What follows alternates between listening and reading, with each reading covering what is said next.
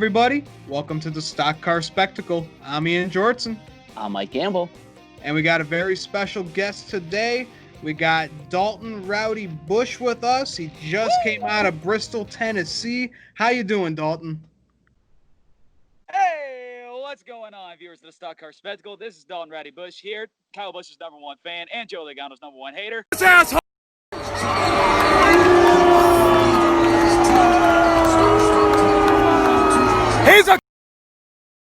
He is a that guy right there in the 22, he's a What's going up? What's going on, buddy?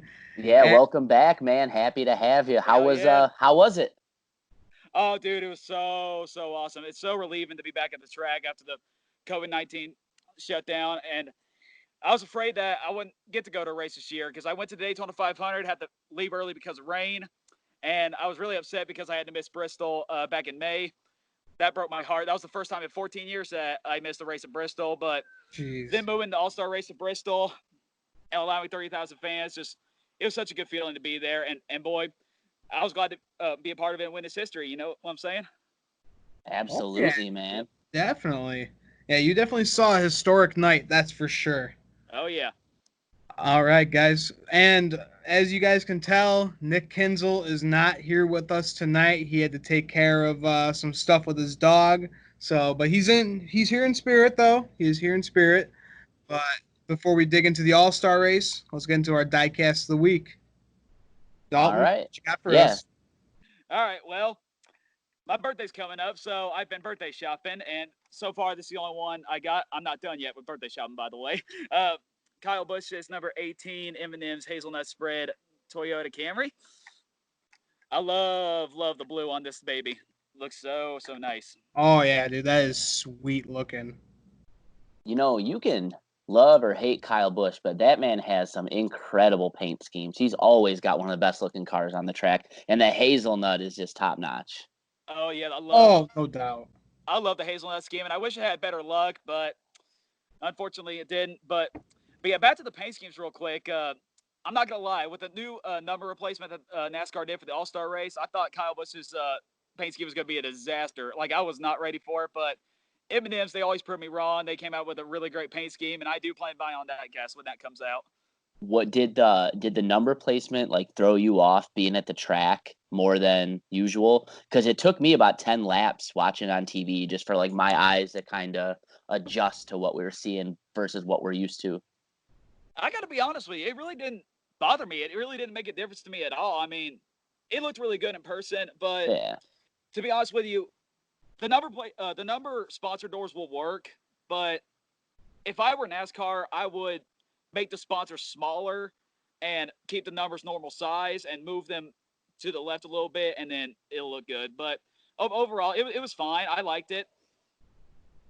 Yeah, very nice. Yeah, with it, I really liked Ryan Preece's Energizer car. That thing looked badass. Okay, is it just some me? paint schemes looked good, some didn't. It just depended on the sponsor, to be honest with you. Like Ryan Blaney's, for an example, with the body armor bottles. I mean, it looked just fine. I wish the number 12 on it was bigger, but overall, it was pretty fine.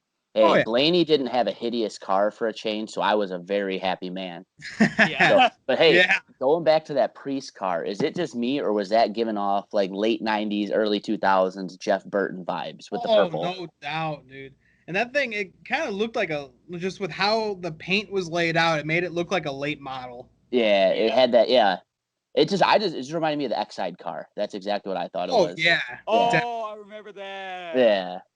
I saw it, and that was the first thing. Because remember, he ran the white one with like the silver and the purple and the lightning, but he also had the all purple and black one. That's the one I looked just like that one to me. Oh, yeah. That one's badass. Yeah. I love me that Energizer bunny. Oh, yeah. All right, Mike, what you got for your diecast? All right, guys, we're going to Texas Motor Speedway this weekend coming up. Dalton's favorite track ever.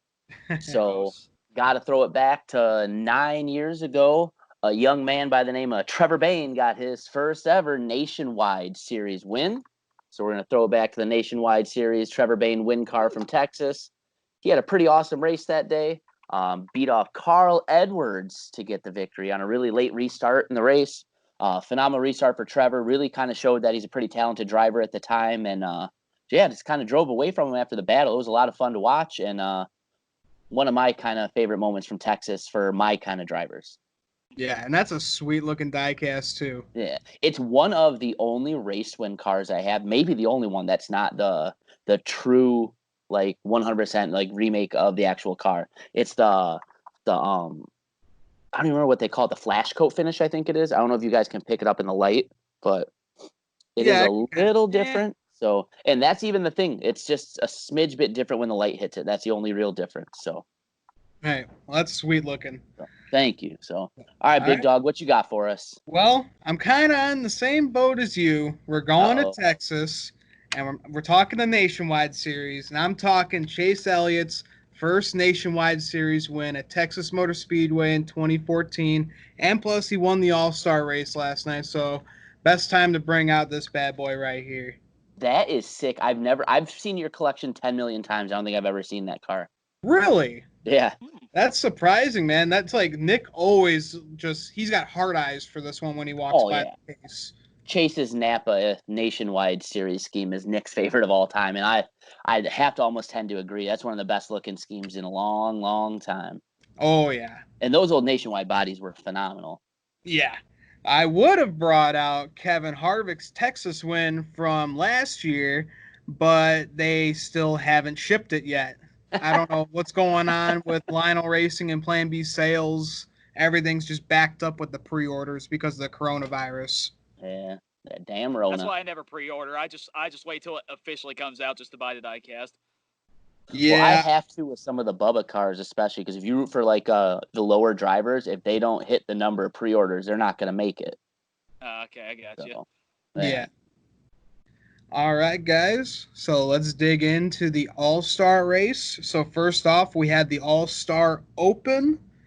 And starting off real early in the race, we had a little tension going on with Michael McDowell and Bubba Wallace. Bubba kind of, gave him the bumper going into turns, 1 and 2 right there.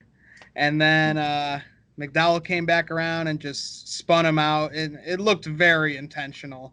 And I saw it with my own eyes. It was intentional. Oh, yeah.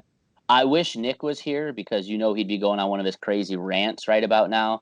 But just he's not the biggest fan of McDowell. Exactly. But just watching it on TV, looked like you said, Ian.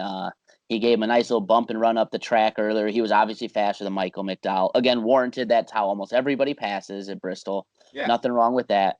And then Michael McDowell comes down, just turns left, right into his right rear, puts him face first into the wall, basically head on. I don't know where he's going. I'm with you, Dalton. That looked pretty damn intentional to me. Just chicken move. Hey, watch your language, man. That's about as disrespectful as it gets, putting somebody into the wall that way. So, Michael McDowell, I lost a lot of respect for you in this one. And, just really sad to see, especially from a guy like that everyone likes to say is one of the nicest guys in the garage, and pulling that kind of, in my opinion, just completely uncalled for. Hey, watch your language, man. Cannot for the life of me believe that NASCAR didn't park him.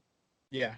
Yeah, see, and I know we're probably going to talk about this later, but, the high lane was not working at Bristol at all, and I expected the complete opposite. But, what else could Bubba have done, to pass Michael McDowell besides, giving him the bumper? I mean, that's the only place he had to go. And, he gave him the bump and run. That's Bristol racing. And then Michael McDowell just straight up hooked him. I saw it with my own eyes. It was right in front of me. There's no debating it. I think he intentionally hooked him, and that's just very unnecessary. I never cared for Michael McDowell, and I really don't care for him either.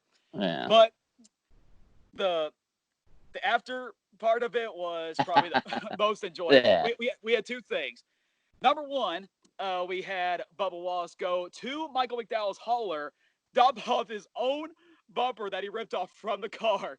And I don't know if you guys saw this, but apparently the Michael McDowell's hauler actually put that back in his truck, and they actually took it.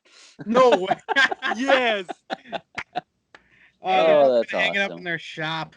Yeah. And last but not least, you had him on the show before. My homeboy, Justin Champagne, he sat 20 rows up from me. He sprinted down all 50 rows of stairs to give him the middle finger. And boy, I died laughing. That was Oh man, Justin Champagne, thank you for that moment. That was just so beautiful. Oh yeah, that was amazing. Yeah, dude, I thought it was awesome just to see, you and Justin got to get together and hang out a little bit at the track. Like you said, Dalton, we've had him on our show before. Justin's a really cool dude. I really enjoyed talking NASCAR with him, not just on the show, but on Twitter and social media in general. And his reaction was probably my favorite thing from the All-Star race. Oh yeah, I met a lot of good people at Bristol last night, and out of all the new people that I met, Justin Champagne was the best. Him and I hung out for a while. We talked nonstop. We did a lot of cool things. My dad bought him a beer, by the way. Awesome, cool. Hell yeah! And he stood next to me for the green flag for the main All-Star race, and him and I just had a good time. It was so enjoyable meeting Justin Champagne. He's a good friend of mine, and I was just very fortunate to meet him. That was just a lot of fun getting ready to talk to him. See, though, NASCAR doing what NASCAR does, making friends you wouldn't have otherwise. Nope. Exactly. That's right. Yeah, man, it looks like you had one hell of a time out there at Bristol. Yes, sir. And the number one heartwarming thing about being at Bristol yesterday is that a lot of fans came up to me and say they recognized me from my Twitter, which was so heartwarming to see. Like, I remember walking by and a lot of people were like, "Hey, are you Dalton from Twitter?" I said, "Yes, sir." Well, it's because everyone's seeing stuff from retweeting from people attacking you. That's why. Well, you see, I never thought my Twitter would be this popular, and for people to come out and like ask me who I am and give me a follow on Twitter or just talk about me, saying they love my stuff, it was just awesome to see. I really did enjoy that. Yeah, and you just hit 1,000 followers today, yes, too. Sir! Yes, sir. Congrats, buddy. But hey, we got a celebrity on our hands over here. Yeah, right. What the hell? I'm not even at 300. I feel little to you, man. Oh, man. Oh, jeez. I took a little M&M shower for my 1,000 followers. Yeah, I saw that. Got more on your face than in your mouth. There we go. No, I had to pick them up before my dog ate them. There you go. All right, guys, so let's get back into the Open. We had Eric Almirola going on to win Stage 1, and he advanced himself into the All-Star race. And then William Byron, he went on to win Stage 2. And, guys, this was a crazy Open race. It really it was so much better than the actual All-Star race. Because Matty D, he went on to win the final stage and put himself into the All-Star race. And we kind of knew that this was coming. Matty D is really, really good at Bristol. Oh, yeah. So, yeah, and Ian, you hit the nail on the head. I felt like the driving was way more aggressive and unpredictable in the Open. You had guys doing anything and everything they could to get themselves into the main show, and it really showed on the track.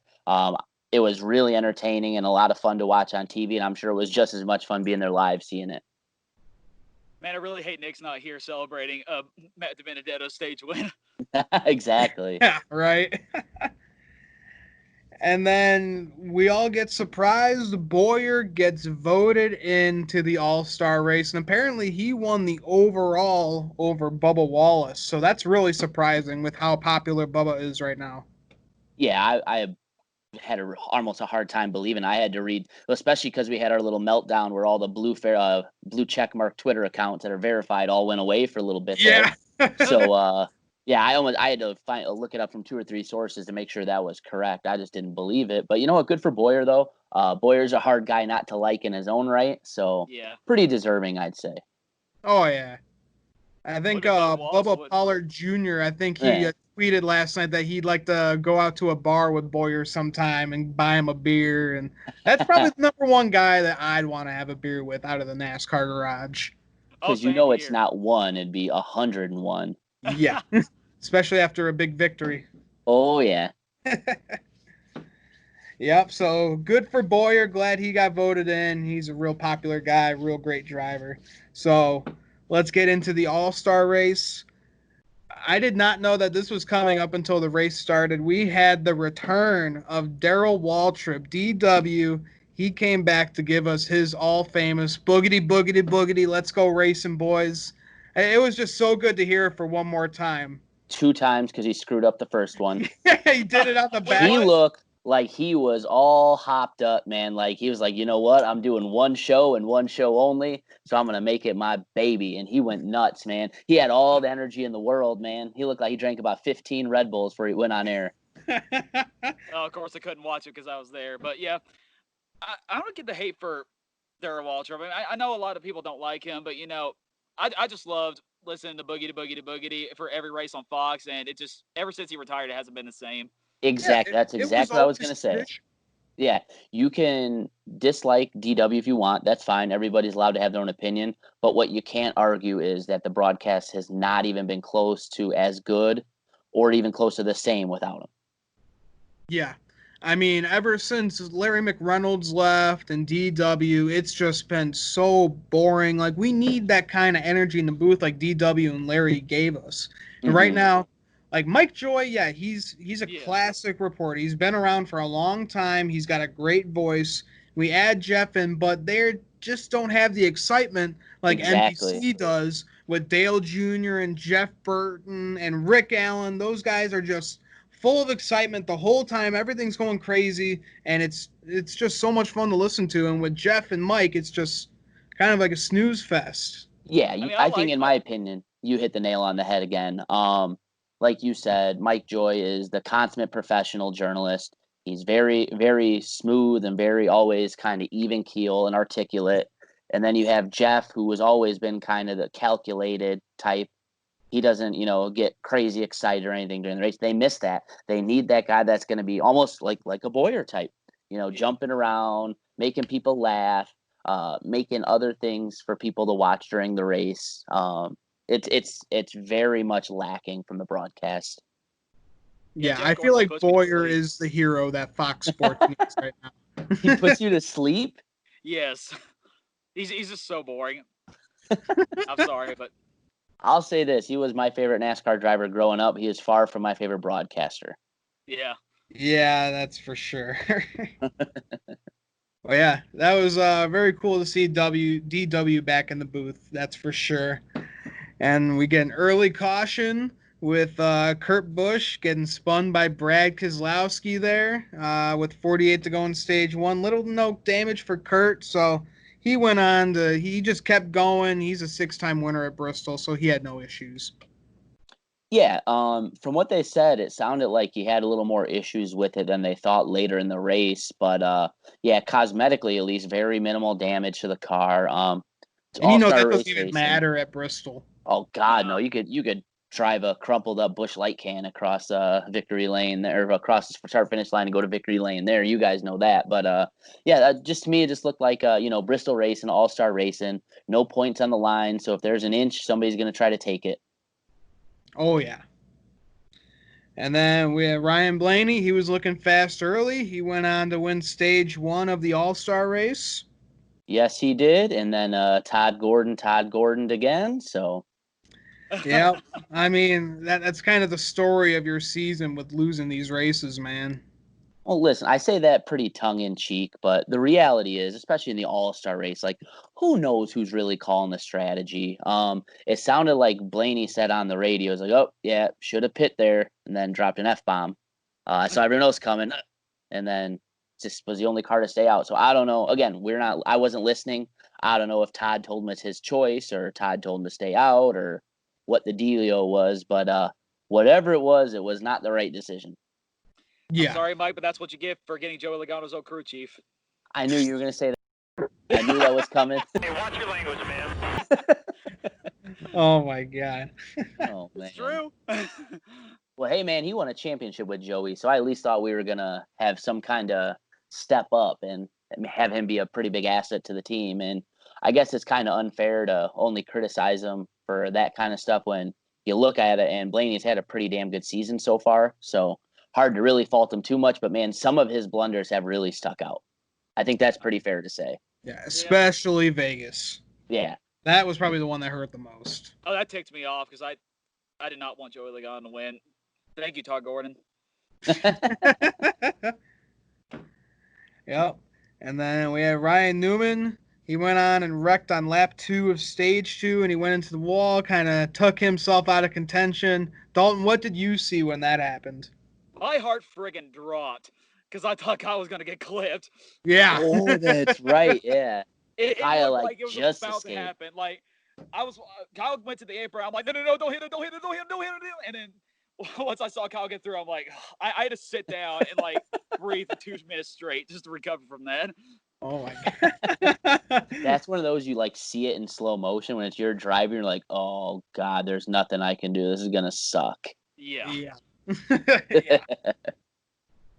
And then right after that, Chase Elliott, he somehow picked up so much speed. He went on to lead. He went on to win stage 2.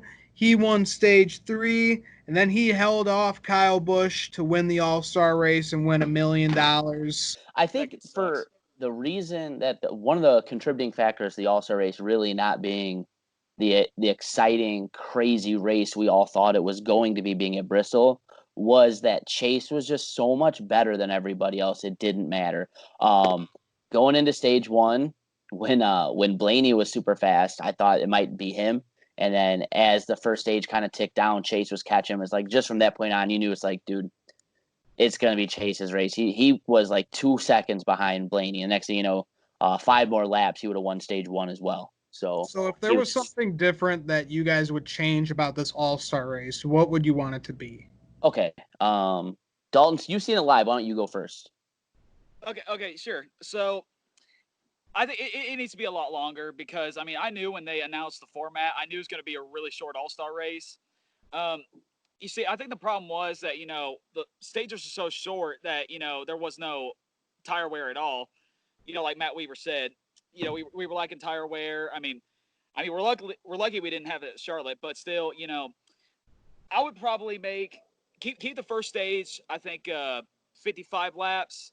I would probably make stages 2 and 3 at least 30, and probably for the final stage, I know it needs to be short, but I would go for 20.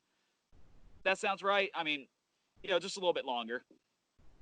Yeah, okay. That makes sense. So, couple things from my couch vantage point watching the race. Number one, I was super disappointed with the coverage of the choose cone, or I guess you call it the choose lane, with the way it was really executed. Barely showed it. They showed the arrow spot on the track, and that was really all we saw of it. Yellow would come out, or they'd end the stage. They'd show them pit, they'd go to commercial, they'd come back, and then the order would be different from what you saw them roll off pit road. And then they would just explain, oh, well, so-and-so took the outside line of the choose cone. And this person took the inside line, so he moved up 5 spots.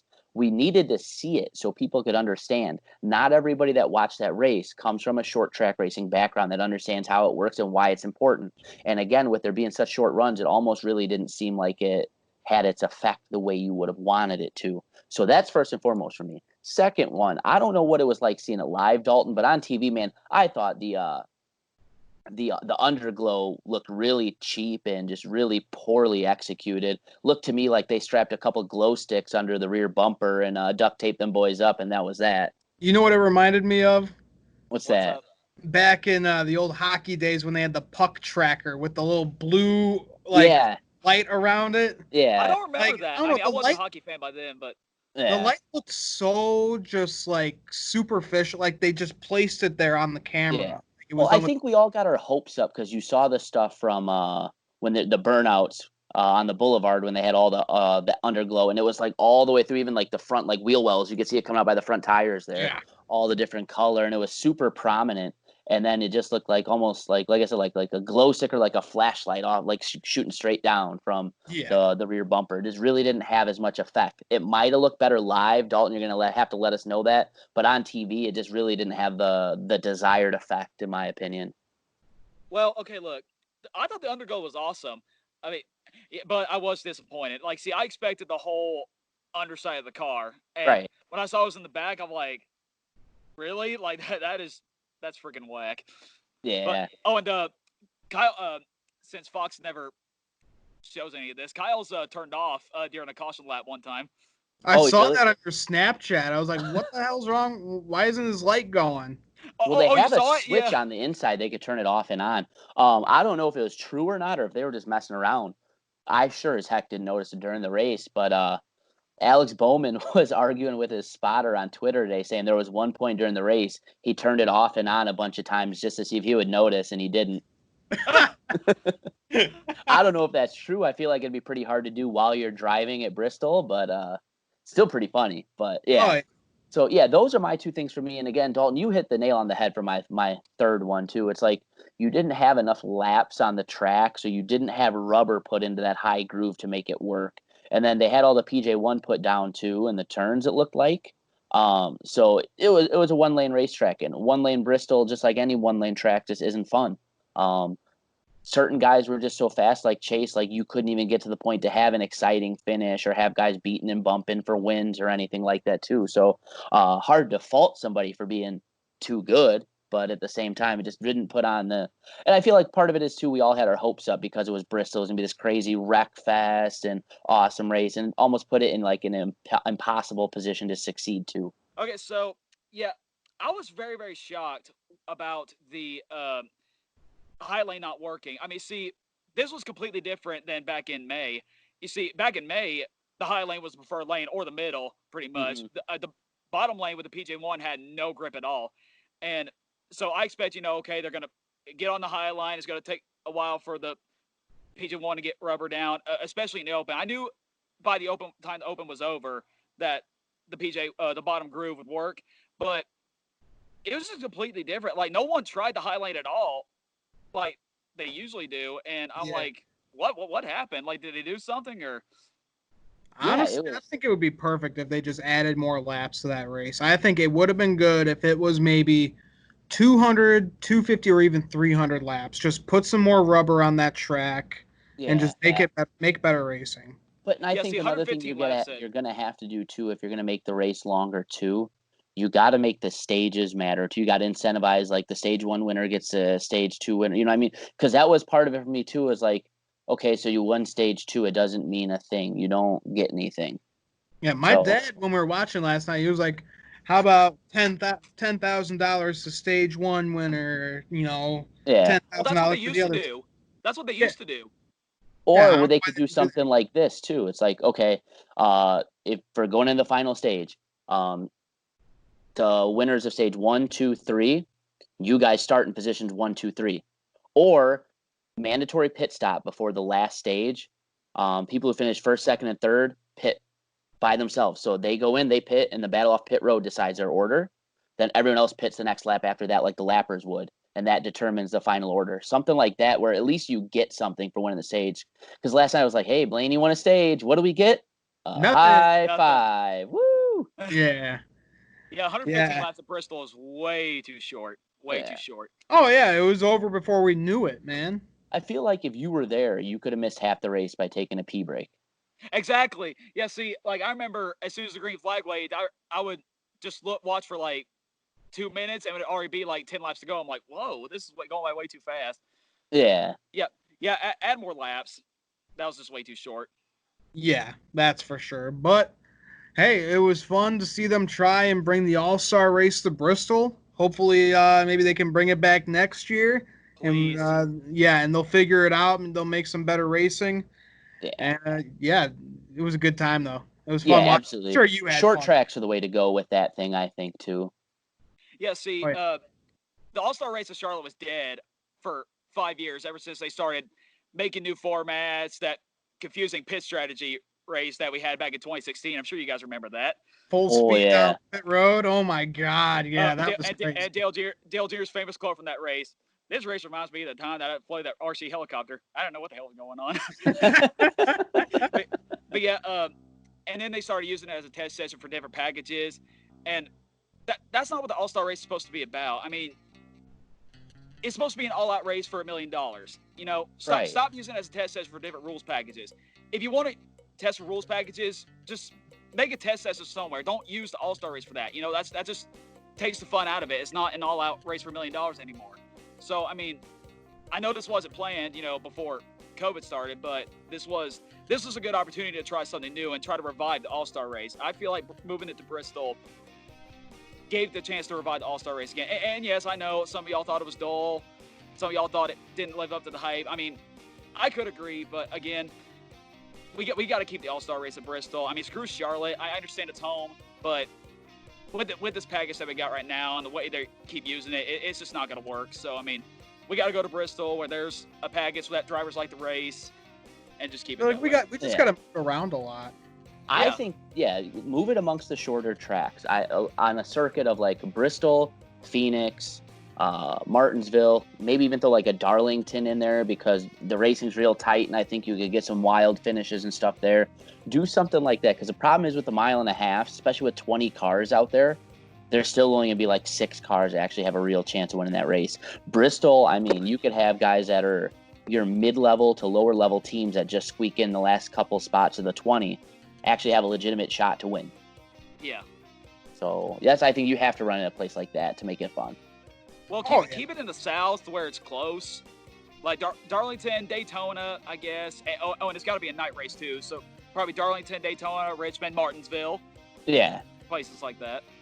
Yeah, I tend to agree with that actually.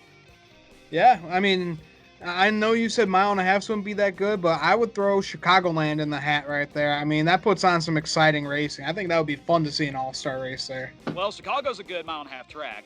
Yeah, it's one of the better ones. Just don't repave it. Keep it a 2-groove track, and we're good. Absolutely. All right, guys. So I think that will do it for our all-star race review. You boys got anything else to add?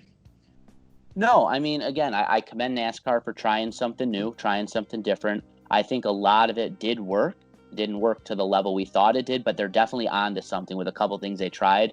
I think they're a tweak or two away from having a really awesome all-star race. Yeah, real quick, I just want to say that I had a really fun time at the Bristol All-Star race. Again, I'm just really fortunate that I got to go to a race this year because I didn't know if I was going to be able to go to one, but I got to thank Governor Bill Lee and the state of Tennessee for allowing this to happen, allowing some fans to come back and just take it step by step. You know, I know it's not a normal race day, but again, I was just happy to be a part of it. And also, I want to give a shout out to all the guys that I met. I really had fun meeting y'all, and I can't wait to do it again. All right. All right, guys. So for the Stock Car Spectacle, I'm Ian Jortson. I'm Mike Gamble. And I'm Don Ratty Busch, and I hate Joey Logano. I knew that was going to come out. Yep. Makes me laugh every time I hear it. Yep. Guys, just like my video. Yep. Make sure to follow Dalton on Twitter and Instagram. He's got some great social media accounts. And man, you still need to make a YouTube account. I'm still thinking about it. It's still out there. Yep. Make sure to follow us on all of our socials. Me, Nick, and Mike. We're on Twitter and Instagram as well. Make sure to follow our good buddy Patrick Cotto with the Cotto's Mojo. He's got a great sports podcast. And last but not least, make sure to follow our friends at Ashland Heddens Racing. So that'll do it for us, guys. Have a good one.